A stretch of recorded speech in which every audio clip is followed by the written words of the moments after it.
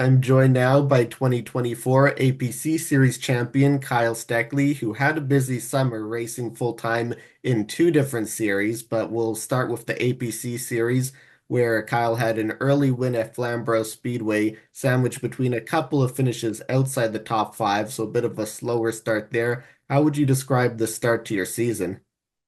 Yeah, I think it was good. We had a lot of speed, but just the outcomes didn't come. Obviously, we got the win at Flamborough, but Sunset, our season opener, we were right up front, running in second until late race caution. We finished sixth, and then Peterborough, we got no practice or qualifying because I was actually in Wisconsin racing, so I missed that. And we came from the back and just didn't quite have the car I needed because we couldn't get it dialed in practice, but as soon as once we got past that Peterborough race, I think, we kind of had our whole program in line and then we went to work. And I don't think we had to finish outside the top three the rest of the year until Delaware. Yeah, you're absolutely right. It definitely seemed to flip a switch there with that string of top two finishes. The win at Delaware, runner-up at Flamborough, win at Sauble, runner-up at Sunset, and then a win at Sauble. So three wins, two runner-ups in that next five races. How would you sum up that stretch sort of mid-season? Yeah, I think it just shows how good of a program that we put together, me and my dad here at 22 Racing, and it shows what kind of program we have. It's our third, like really, it was our fourth year running late models, and we've really built a team up together and had the same group of guys, the same McCall Racing chassis, since we started doing that. So I think we just have everything in line. We have our strategies for the race, our setups, all that so close that we've got a car to win the race every time we unload, and we really capitalized on that in the middle portion of the season. With those results, it was definitely a different situation than last year, where you won the title with a 31-point lead, much more comfortable entering the finale. How did that sort of affect or change perhaps your approach to that race at Delaware? Yeah, I mean, we just had to make sure we started the race really. So once we did that, it was about playing it smart until the very end. And, we were doing a good job there. Delaware 300 lap race is really long for the pro late models in the APC series. So I knew it was going to be different, but I think we had a really good strategy. And it ended up, we made contact with Caden Lapsevich with 80 to go running for the lead. And, it just bent a couple parts and then the car wasn't the same. So at the end of the day, it was really checkers or wreckers for us because we had the championship locked up and we were going for the win. And unfortunately, it just didn't work out that day. Overall, you had certainly a career year stat-wise in the APC series, four wins in the season, and that matches your total wins in the series entering 2024. You also had nine top tens, your most in a single season, and your best average finish 3.11. What was the key to that sort of elevated success this season?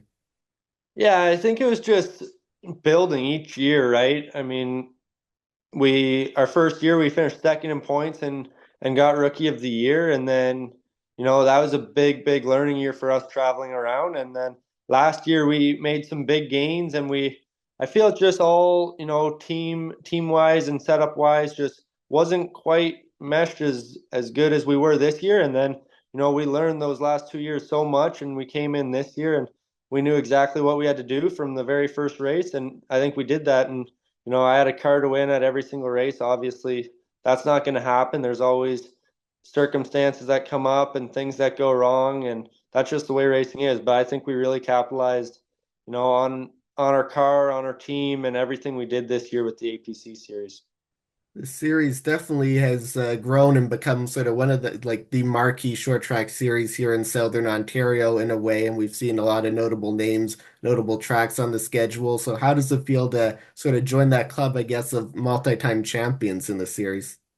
Yeah, it's cool. I mean, the series is really tough, and we went back to back too, which was the goal at the start of the season, and no one's done that before. So that was special, but it just shows how much talent there is with so many different champions and guys like Brandon Watson and J.R. Fitzpatrick, Joe Lawrence, that they're the best of the best in Canada, and we beat them the last couple of years, so that's cool. And just the way the series is ran, the tracks they go to, everyone gets along really well. It's a good organized show, and happy to be a part of that series for sure.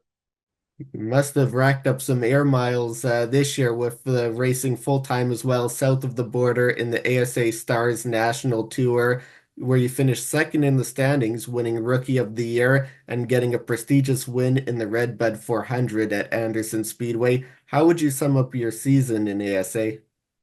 Yeah, I think overachieving, but also a big learning year.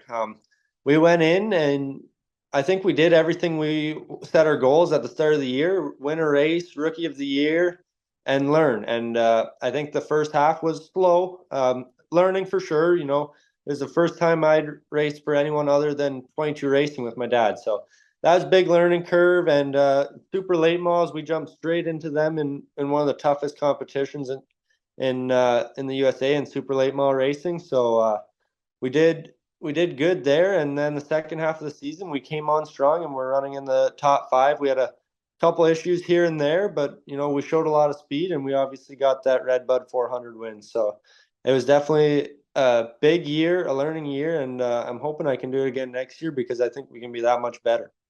Yeah, definitely seemed to be a quick learner there for getting used to a faster car, tracks that you hadn't raced at before, and able to pick up that success as the year went on. So, what was sort of the biggest factor, sort of in, I guess, learning, getting used to all these changes? Yeah, just making sure I take advantage of everyone around me. I mean, Noah Gregson's tied really close to Rhett Jones Racing, so leaning on him as much as I could for super late model stuff, and then obviously, just me trying to make the most of being a driver, and I can let those Rhett Jones guys, Mark Rhett, and them boys get the car dialed in for me, and I just focus on making sure I'm doing my job out on the track and I'm learning quickly. So that's a bit different from back home, which is nice. And it took me a while to learn that, but once we got our program together, we started meshing really well, and we just came on that second half of the year and gained a lot of confidence. And if your summer wasn't busy enough with those two full-time seasons, you also added in three starts in the NASCAR Canada Series with your first career road course podium coming on the Labor Day weekend at CTMP. How would you describe those NASCAR Canada races? Yeah, it's cool. I mean, NASCAR Canada is special to me because of everything my dad's done in the series and how big of a role it's played in his life and my life growing up. So anytime I get to hop in a NASCAR Canada car, I always have a lot of fun. And the dirt with Kenny Schrader was cool. We did that again. Not Didn't quite have the success we've had the last 2 years there, but still ran really good with a third and a fourth. And then doing that CTMP deal with MBS Motorsports with an alliance here at 22 Racing was really special. I ran that throwback paint scheme to my dad with Sierra Excavating and the guys over there. So, I mean, road course racing, we ran really good there. We finished third, like you said, and we were running in second with 5 to go when that caution came out. So, really cool. Just that's a different aspect for me, and I really enjoy that. So, hopefully, I can do more of that next year, and then still be a part of the NASCAR Canada Series when I can because it's got a special place in my heart for sure.